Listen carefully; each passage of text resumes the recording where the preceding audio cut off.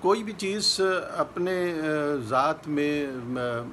فائدہ مند یا نقصان دہ نہیں ہے، بلکہ اس کا استعمال اس کو فائدہ مند یا نقصان دہ بنا دیتا ہے۔ مثلاً چاقو کا اگر پھل کاٹنے اور سبزی کے لیے استعمال کیا جائے بنانے کے لیے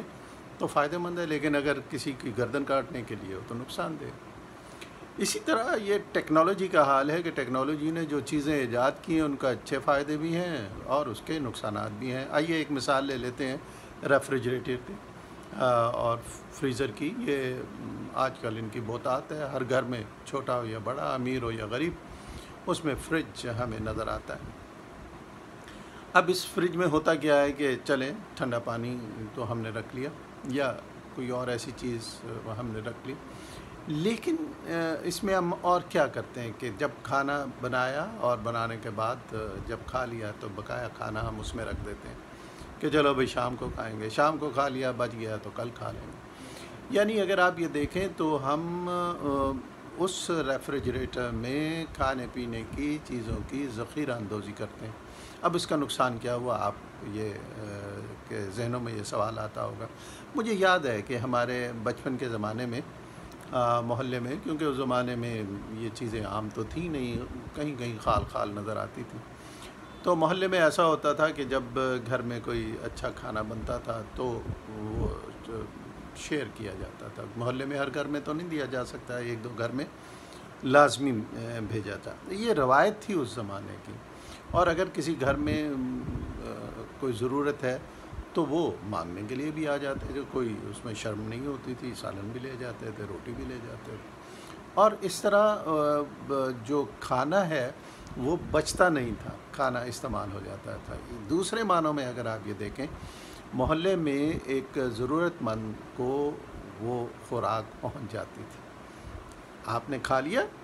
اور اس سے پہلے کہ وہ بچا ہوا کھانا خراب ہو وہ کسی ضرورت مند کے پاس چلا گیا۔ اس کی وجہ سے محلے میں کوئی بھوکا نہیں سوتا تھا، ہر شخص کو کھانے کو مل جاتا تھا اور ویرائٹی بھی دستیاب ہو جاتی تھی۔ لیکن اب کیا ہو گیا کہ اب ہم وہ ساری چیزیں سنبھال کر فریج میں رکھ دیتے ہیں۔ محلے میں کون بھوکا ہے، کون ضرورت مند ہے، اس کی ہمیں پرواہ ہی نہیں ہوتی۔ تو ایک ٹیکنالوجی، ایک فریج جو ایک شاید ٹھنڈا پانی پینے کے لیے یا اور کوئی ایسی بالکل بنیادی چیز کے لیے ایجاد ہوگا، اس نے رفتہ رفتہ وہ ایک اچھی روایت جو گلی محلوں میں ہوتی تھی اس کو ختم کر دیا، اور اس کے نتیجے میں ہو سکتا ہے کہ محلے میں کوئی شخص بھوکا بھی سو جاتا ہو۔ ہمیں ٹیکنالوجی کو اس طرح استعمال کرتے ہوئے سوچنا چاہیے۔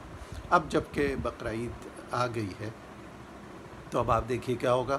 کہ لوگ قربانی دیں گے بڑے زور شور سے، ہم ہر طرف دیکھتے ہیں ماشاءاللہ، جانور ہیں، گائے بیل ہیں، بکریاں ہیں، بھیڑ ہیں، بکرے ہیں، جانور ہیں خوبصورت، تو ان کی قربانی ہوگی۔ لیکن کیا قربانی کرنے کے بعد وہ گوشت اس طرح تقسیم کر دیا جائے گا؟ 3 حصے بنائے جائیں گے، ایک حصہ اپنا، ایک عزیز رشتہ دار محلے والوں کا، اور ایک غربا مساکین کا۔ اور اگر ایسے کیا بھی جائے گا تو کیا اس کی جو ران ہے اپنے لیے رکھ لی جائے گی، اس کا جو دستی ہے اپنے لیے رکھی جائے گی، اور دوسروں کے لیے کیا ہے وہ پسلیاں وغیرہ جائیں گی؟ ایسا ہی ہوتا ہے کہ اب تو یعنی جو قربانی ہوتی ہے اس میں لوگ اس گوشت کو اپنے ہی فریزر میں اور فریج میں ڈال دیتے ہیں، کسی کو بھیجنے کی ضرورت ہی نہیں پیش آتی، اور یا اگر ہو بھی تو اس کے جو اچھا حصہ ہے گوشت کا وہ اپنے پاس رکھ لیا جاتا ہے اور دوسرا جو حصہ ہے وہ بھیج دیا جاتا ہے۔ تو اس سے جو قربانی کی روح ہے وہ مجروح ہوتی ہے، اور پھر ساتھ ساتھ اگر ہم سوچیں ذرا سی توجہ سے تو ہم دوسروں کا حق کھا لیتے ہیں۔ قربانی بھی ہم نے کی اور پھر ہم